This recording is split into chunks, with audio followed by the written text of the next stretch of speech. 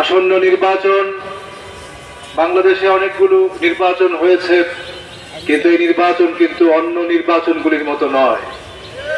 এটা একটা অসাধারণ নির্বাচন, কারণ এদেশের হাজারো তরুণের রক্তের উপর দাঁড়িয়ে আছে এই নির্বাচন, ঠিক কিনা বলে? এই নির্বাচনের মাধ্যমে বাংলাদেশের মানুষ একটা নতুন কিছুর জন্য আকাঙ্ক্ষা করছে, তরুণরা আকাঙ্ক্ষা করছে, গোটা দেশের মানুষ আকাঙ্ক্ষা করছে একটা নতুন কিছুর জন্য, একটা পরিবর্তনের জন্য। গোটা দেশের মানুষ এই পুরনো রাজনীতি আর চায় না, ঠিক কিনা বলেন? চাঁদাবাজ আর সন্ত্রাসের জন্য বাহিনী করা হচ্ছে। সুষ্ঠু নির্বাচনকে বানচাল করার জন্য চক্রান্ত শুরু হয়েছে। এদেশের সবচেয়ে বড় পেশি শক্তির পতন যেই বাংলাদেশের ছাত্র জনতা করতে সক্ষম হয়েছিল, আর এর চেয়ে আপনারা বড় পেশি শক্তি নন, এটা বোঝা দরকার। জনগণের রায় মেনে নেওয়ার জন্য প্রস্তুত হন। কেন্দ্র দখল করার চিন্তা বাদ দেন। কেন্দ্র দখল প্রতিহত আমাদের করতে হবে না, এই বাংলার মানুষ রাস্তায় নেমে আপনাদের প্রতিহত করবে। সুতরাং জনগণকে স্বাধীন পরিবেশে ভয়ভীতিমুক্ত অবস্থায় ভোট দিতে দেন।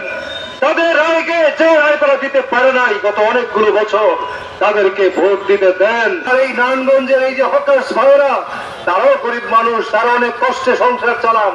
একটা হকারকেও আমরা উচ্ছেদ করব না। তাদের পুনর্বাসন করে এই নারায়ণগঞ্জের সমস্ত ফুটপাথ গুলোকে আমরা জনগণের জন্য উন্মুক্ত করে দেবো ইনশাআল্লাহ। পুরাতন রাজনীতির কঙ্কালের উপরে আমরা নতুন রাজনীতি প্রতিষ্ঠার জন্য 10 দল গঠিত হয়েছে। বাংলার মানুষ 10 দলের পক্ষে ভোট দেওয়ার জন্য প্রস্তুত হয়ে আছে ইনশাআল্লাহ।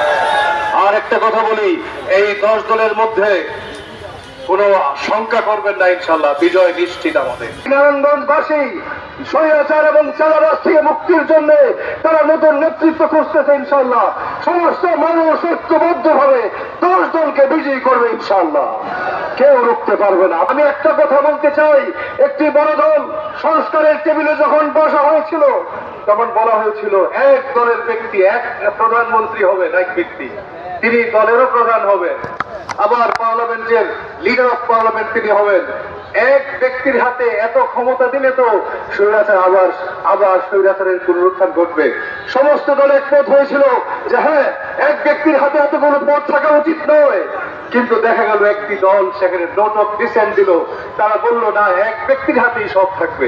তাহলে কিভাবে স্বৈরাচারের পথকে আমরা রুদ্ধ করবো, আপনাদের জানতে চাই।